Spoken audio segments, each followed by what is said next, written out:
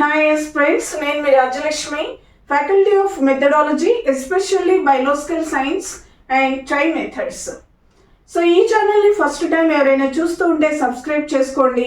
మన ఛానల్లో మెథడాలజీకి సంబంధించినటువంటి వీడియోస్ అవైలబుల్గా ఉంటాయి. అలాగే బయోసైన్స్ స్టూడెంట్స్ ఖచ్చితంగా ఈ వీడియో కింద ఇచ్చినటువంటి డిస్క్రిప్షన్లో యాప్ యొక్క లింక్ ఇవ్వబడింది. మెథడాలజీ కార్నర్ అనేటువంటి యాప్లో బయోలాజికల్ సైన్స్ మెథడాలజీకి సంబంధించి ఆంధ్రప్రదేశ్ తెలంగాణ స్టూడెంట్స్కి సపరేట్గా కోర్సెస్ అనేవి రెడీగా ఉన్నవి.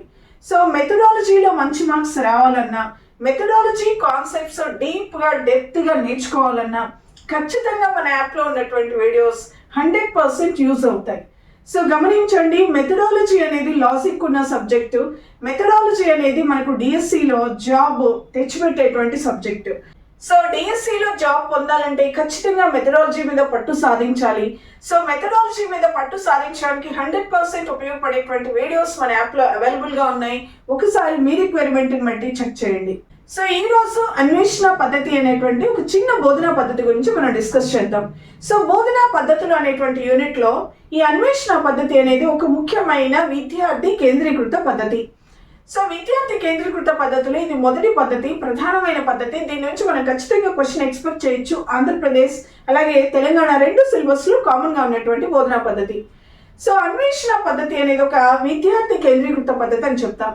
ఉపాధ్యాయుని కంటే కూడా విద్యార్థి చురుకుగా ఉండేటువంటి బోధనా పద్ధతులను విద్యార్థి కేంద్రీకృత పద్ధతులు అంటాం. అంటే స్టూడెంట్ సెంటర్డ్ మెథడ్స్ అంటాం. సో అన్వేషణ పద్ధతి యొక్క హిస్టారికల్ బ్యాక్గ్రౌండ్ చూస్తే ఎందుకు దీన్ని అన్వేషణ పద్ధతి అంటారు? దీన్ని ఇంగ్లీష్లో హ్యూరిస్టిక్ మెథడ్ అంటారు, మీకు తెలిసిన విషయమే. సో ఇక్కడ విద్యార్థి అన్వేషకుని స్థానంలో ఉండి ఏదైనా కొత్త విషయాన్ని నేర్చుకుంటాడు కాబట్టి దీన్ని అన్వేషణ పద్ధతి అంటారు.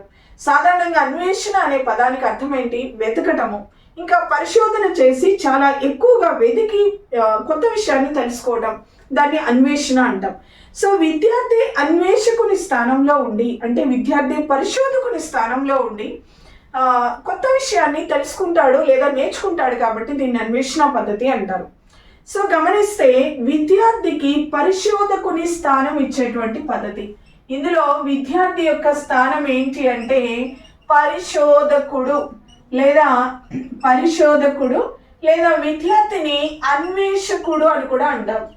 అన్వేషకుడు. సో విద్యార్థి అన్వేషకుని స్థానంలో ఉండి పరిశోధన చేసి కొత్త విషయాలు తెలుసుకుంటాడు. మరి విద్యార్థికి ప్రేక్షకుని స్థానం ఇచ్చేది, ఆడియన్ పొజిషన్ ఇచ్చే పద్ధతి ఏంటి? ఉపన్యాస పద్ధతి. విద్యార్థికి అన్వేషకుడి స్థానము లేదా పరిశోధకుని స్థానం ఇచ్చే పద్ధతి అన్వేషణ పద్ధతి అయితే, విద్యార్థికి ప్రేక్షకుని స్థానం ఇచ్చేటువంటి బోధనా పద్ధతి ఉపన్యాస పద్ధతి. అసలు అన్వేషణ పద్ధతి అంటే ఏంటి? దీని పదం పరంగా చూసుకుంటే అంటే వర్డ్ హ్యూరిస్టిక్ మెథడ్ అని ఇంగ్లీష్లో అంటాం. హ్యూరిస్టిక్ అనే ఆంగ్ల పదము హ్యూరిస్కో, ఇది మీకు అందరికీ తెలిసిన విషయమే కావచ్చు. హ్యూరిస్కో అనేటువంటి గ్రీకు పదం నుంచి వచ్చింది. హ్యూరిస్కో అనేటువంటి గ్రీకు పదానికి అర్థం ఏంటి? కనుగొనుట లేదా అన్వేషించుట అని కూడా అర్థం. కనుగొనుట లేదా అన్వేషించుట. కొన్ని పుస్తకాలలో కనుగొనుట అన్వేషించుటతో పాటు నేను కనుగొంటాను లేదా నేను కనుగొన్నాను అనే అర్థం కూడా వస్తుంది. హ్యూరిస్కో అనేటువంటి గ్రీకు పదం. ప్రధానంగా అన్వేషణ పద్ధతిలో అసలు అన్వేషణ పద్ధతి అంటే ఏంటి? విద్యార్థి అన్వేషకుని స్థానంలో ఉండి పరిశోధన చేస్తాడు అని చెప్పాం. అయితే ఈ పరిశోధన లేదా అన్వేషణ పూర్తిగా కృత్రిమ వాతావరణంలో జరుగుతుంది.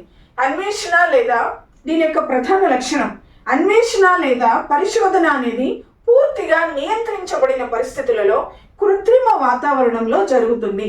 That is the specific feature of heuristic method. అంటే దాని యొక్క ప్రత్యేక లక్షణం. ఇది ప్రాజెక్ట్ పద్ధతి నుంచి ఎలా వేరవుతుందంటే ఈ విషయంలోనే వేరవుతుంది. ప్రాజెక్ట్ పద్ధతిలో చూడండి, విద్యార్థి సహజ వాతావరణంలో సమస్య పరిష్కారం చేస్తాడు. సమస్య ఎక్కడైతే ఉద్భవించిందో విద్యార్థి అక్కడికి వెళ్ళి సమస్యను పరిష్కరించే పద్ధతి ప్రాజెక్ట్ పద్ధతి అయితే, విద్యార్థి తనకు అనుకూలంగా ప్రయోగశాలలో పరిస్థితులను నియంత్రించుకొని దాని కంట్రోల్ కండిషన్ అంటాం. నియంత్రించబడినటువంటి పరిస్థితులలో పూర్తిగా కృత్రిమ వాతావరణంలో విద్యార్థి అన్వేషకుని స్థానంలో ఉండి లేదా పరిశోధకుని స్థానంలో ఉండి ఒక సమస్యను పరిష్కరిస్తే లేదా ఒక కొత్త విషయాన్ని తెలుసుకోగలిగితే దాన్ని అన్వేషణ పద్ధతి అంటారు. మీకు ఇక్కడ రెండు ఇంపార్టెంట్ పాయింట్స్ చెప్పాను. ఒకటి అన్వేషణ పద్ధతి విద్యార్థికి ఏ స్థానాన్ని ఇస్తుంది అనుకున్నా? పరిశోధకుడు లేదా అన్వేషకుడు. ఉపన్యాస పద్ధతి ఏ స్థానాన్ని ఇస్తుంది? ఉపన్యాస పద్ధతి ప్రేక్షకుని స్థానాన్ని ఇస్తుంది. కృత్రిమ వాతావరణంలో పూర్తిగా నియంత్రించబడిన పరిస్థితుల్లో విద్యార్థి పరిశోధకుడిగా లేదా అన్వేషకునిగా ఉండి కొత్త విషయాన్ని నేర్చుకుంటే దాన్ని ఏమంటాం? అన్వేషణ పద్ధతి. సో నియంత్రించబడిన పరిస్థితులలో సమస్య పరిష్కారం జరిగేది అన్వేషణ పద్ధతి. సహజ వాతావరణంలో సమస్య ఉద్భవించిన ప్లేస్లోకి విద్యార్థి వెళ్ళి సమస్య పరిష్కారం చేస్తే దాన్ని ఏమంటాం? దాన్ని ప్రాజెక్ట్ పద్ధతి అంటాం. ఇప్పుడు ఎయిడ్స్ వ్యాప్తి ఎక్కువగా ఉన్న ప్రాంతానికి విద్యార్థి వెళ్ళి అక్కడ కొద్దిగా ప్రజలను ఎడ్యుకేట్ చేసి ఎయిడ్స్ యొక్క సంక్రమణను తగ్గించాడు, అది ప్రాజెక్ట్ అని చెప్పుకోవచ్చు. అలాగే ఎయిడ్స్ వ్యాధికి మందుని ప్రయోగశాలలో పరిశోధన చేసి కనిపెట్టాడు, అది అన్వేషణ పద్ధతి అని చెప్పొచ్చు. అంటే అన్వేషణ పద్ధతిలో సమస్య పరిష్కారం పూర్తిగా నియంత్రించబడిన పరిస్థితుల్లో కృత్రిమ వాతావరణంలో జరుగుతుంది. అదే ప్రాజెక్ట్లో అయితే సమస్య ఉద్భవించిన ప్రాంతంలో సహజ వాతావరణంలో జరుగుతుంది. ఇక అన్వేషణ పద్ధతి ఏ సూత్రం మీద ఆధారపడుతుంది అంటే లెర్నింగ్ బై డూయింగ్ లేదా చేయడం ద్వారా నేర్చుకోవడం. చేయడం ద్వారా నేర్చుకోవడం లేదా దీన్నే లెర్నింగ్ బై డూయింగ్ అంటాం. మరి ప్రాజెక్ట్ పద్ధతి ఏ సూత్రం మీద ఆధారపడుతుంది? ప్రాజెక్ట్ పద్ధతిలో విద్యార్థి చేస్తాడు, ఒక కృత్యం చేస్తాడు కాబట్టి లెర్నింగ్ బై డూయింగ్, చేయడం ద్వారా నేర్చుకోవడం అనే సూత్రం ఉంటుంది. అలాగే లెర్నింగ్ బై లివింగ్, జీవించడం ద్వారా నేర్చుకోవడం అనే రెండు సూత్రాల మీద ఆధారపడుతుంది ప్రాజెక్ట్ పద్ధతి. ఇక అన్వేషణ పద్ధతి యొక్క హిస్టారికల్ బ్యాక్గ్రౌండ్ చూస్తే అన్వేషణ పద్ధతికి ఆద్యుడు లేదా పితామహుడు అని ఎవరిని చెప్పుకుంటామంటే హెచ్ఈ ఆర్మ్స్ట్రాంగ్. హెచ్ఈ ఆర్మ్స్ట్రాంగ్ ఈయన రసాయన శాస్త్ర ప్రొఫెసర్, కెమిస్ట్రీ ప్రొఫెసర్. ఈ రసాయన శాస్త్ర ప్రొఫెసర్ అయినటువంటి రసాయన శాస్త్ర ఆచార్యుడు లేదా professor central technical college state of guilds of London ఇన్స్టిట్యూట్లో ఈయన కెమిస్ట్రీ ప్రొఫెసర్గా చేస్తాడు ఆర్మ్స్ట్రాంగ్. ఈయన మైకేల్ జాన్ ఆచార్యుడు లేదా ప్రొఫెసర్ అయినటువంటి మైకేల్ జాన్. అంటే మనకు ఇచ్చిన సమాచారం బట్టి హెచ్ఈ ఆర్మ్స్ట్రాంగ్ లండన్లో ప్రొఫెసర్, ఈయన లండన్లో వర్క్ చేసేటువంటి ప్రొఫెసర్ అయితే మైకేల్ జాన్ ఈయన విజ్ఞాన శాస్త్ర ప్రొఫెసర్. ఈయన విజ్ఞాన శాస్త్ర ప్రొఫెసర్ జర్మనీ దేశానికి చెందిన వ్యక్తి. సో జర్మనీకి చెందిన విజ్ఞాన శాస్త్ర ప్రొఫెసర్ అయినటువంటి మైకేల్ జాన్ యొక్క పత్రాలకు ప్రభావితులవుతాడు ఆర్మ్స్ట్రాంగ్. అంటే ఈయన చేసిన రీసెర్చ్ సంబంధించి అంటే అన్వేషణ పద్ధతికు సంబంధించి అన్వేషణ పద్ధతికు దగ్గరగా ఉన్నటువంటి బోధనా పద్ధతుల మీద ఈయన పరిశోధన చేసి మైకేల్ జాన్ ఆ పరిశోధనలో భాగంగా ప్రపోజల్ ప్రెజెంటేషన్ చేస్తాడు. ఆ పత్రాలకు ప్రభావితుడైనటువంటి ఈ ఆర్మ్స్ట్రాంగ్ అంటే ఈయనను కలిసిన సందర్భం లేదా ఏదైనా వర్క్షాప్లో కలిసినప్పుడు సో ఈయన యొక్క పత్రాలకు ఆర్మ్స్ట్రాంగ్ కూడా ప్రభావితుడై తర్వాత కాలంలో ఇద్దరు కలిపి అన్వేషణ పద్ధతికి సంబంధించినటువంటి కొన్ని ప్రోగ్రామ్స్ తయారు చేస్తారు. వాటిని బ్రిటిష్ అసోసియేషన్ స్కీమ్స్ అంటారు. బ్రిటిష్ అసోసియేషన్ స్కీమ్స్ అంటారు. ఈ బ్రిటిష్ అసోసియేషన్ స్కీమ్స్ ని అప్పట్లో లండన్ లో 40 పాఠశాలల్లో 40 స్కూల్స్ లో అమలు చేయడం జరిగింది. సో ఇవన్నీ కూడా మీరు గుర్తుపెట్టుకోవాల్సిన అంశాలు. తర్వాత అన్వేషణ పద్ధతి అనేది శాస్త్రీయ పద్ధతిలో శిక్షణ ఇస్తుంది కానీ శాస్త్ర జ్ఞానానికి ద్వితీయ స్థానం ఇస్తుంది కాబట్టి ఇది విజ్ఞాన శాస్త్ర బోధనకు అంతగా అనువుగా ఉండదు అని 1918లో J J Thomson. So J J Thomson ఏం చేస్తాడు అంటే జేజే థామ్సన్ అనేటువంటి వ్యక్తి 1918లో తన రిపోర్టులో ఈ విషయాన్ని పేర్కొంటాడు. తన రిపోర్ట్లో ఏమని రాస్తాడు? అన్వేషణ పద్ధతి అనేది శాస్త్రీయ పద్ధతిలో శిక్షణ ఇస్తుంది కానీ శాస్త్ర జ్ఞానానికి ద్వితీయ స్థానం ఇస్తుంది. అంటే చూడండి, అన్వేషణ పద్ధతి ద్వారా ఒక విషయాన్ని విద్యార్థి నేర్చుకోవాలి. ఏం చేస్తాడు? ఖచ్చితంగా పరిశోధన లేదా ప్రయోగం అనేది పాఠశాల యొక్క ప్రయోగశాల కావచ్చు ఎక్కడైనా నిర్వహిస్తాడు. అంటే ఇక్కడ సైన్స్ యొక్క నాలెడ్జ్ని పొందడం కంటే సైన్స్లో ప్రయోగాలు చేయడం, శాస్త్రీయ పద్ధతిలో ఒక సమస్యను పరిష్కరించడం ఈ విషయాలే ఎక్కువ నేర్చుకుంటాడు. అంటే శాస్త్ర జ్ఞానం కంటే శాస్త్రీయ పద్ధతిలో శిక్షణ అనేది లభిస్తుంది. శాస్త్రీయ పద్ధతిలో ఒక సమస్యను పరిష్కరించడం, శాస్త్రీయ పద్ధతి ద్వారా ఒక విషయాన్ని కొత్త విషయాన్ని నేర్చుకోవడం మాత్రమే ఎక్కువ నేర్చుకుంటాడు విద్యార్థి. కాబట్టి 1918లో జెజె థామ్సన్ తన రిపోర్ట్లో ఏమంటాడు, శాస్త్రీయ పద్ధతిలో శిక్షణ ఇస్తుంది కానీ అన్వేషణ పద్ధతి శాస్త్ర జ్ఞానానికి ద్వితీయ స్థానం, సెకండరీ ఇంపార్టెన్స్ ఇస్తుంది, కాబట్టి ఇది సైన్స్ బోధనలో అంతగా ఉపయోగపడదు అని చెప్పేది జెజె థామ్సన్. అయితే వెస్ట్ వే అనేటువంటి వ్యక్తి ఇండైరెక్ట్ గా ఇతని యొక్క అభిప్రాయానికి విభేదిస్తాడు. వెస్ట్ వే అనేటువంటి వ్యక్తి ఏమంటాడు అంటే, అన్వేషణ పద్ధతి శాస్త్రీయ పద్ధతిలో శిక్షణ ఇవ్వటమే దీని యొక్క పరమావధిగా ఉండాలి కానీ శాస్త్ర జ్ఞానం ఇవ్వడం కాదు అంటాడు.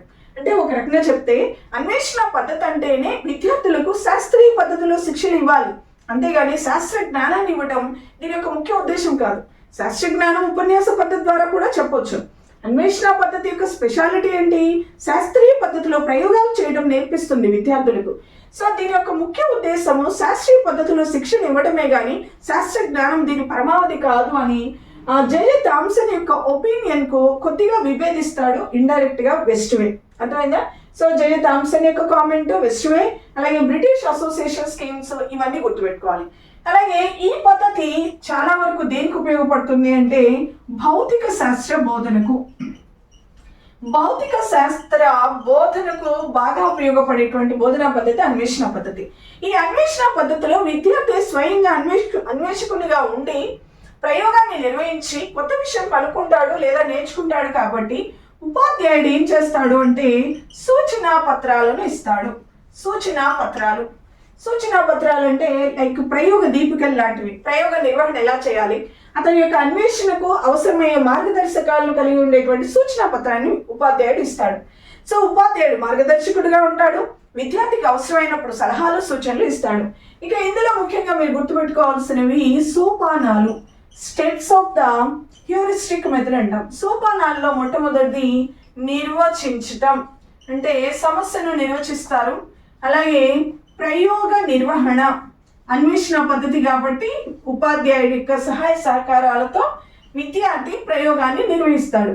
అలాగే వివరణ, వచ్చిన ఫలితాలు ప్రయోగ విధానాన్ని వివరిస్తారు. ఇక లాస్ట్కి ముగింపు.